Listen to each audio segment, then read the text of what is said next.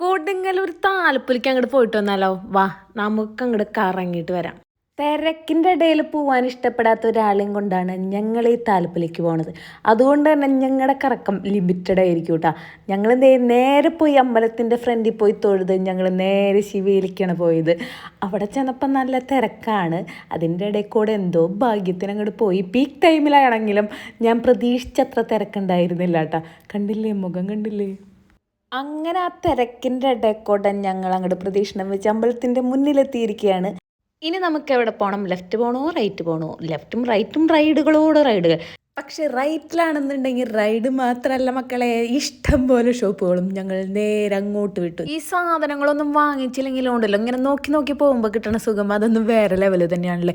എന്തോരം കരിമ്പ് കച്ചവടക്കാരാണ്, ലോഡ് കണക്കിനാണ് അവിടെ ഇറക്കിക്കണം. പിന്നെ ഞങ്ങൾക്ക് ഇതേ മുളക് ബജ്ജിയൊക്കെ വാങ്ങിച്ചു തന്നിട്ടാ. അതൊക്കെ വാങ്ങിച്ച് ഞങ്ങൾ ഇങ്ങനെ കറങ്ങി തിരിച്ച് വീട്ടിലേക്ക് പോവാണ്.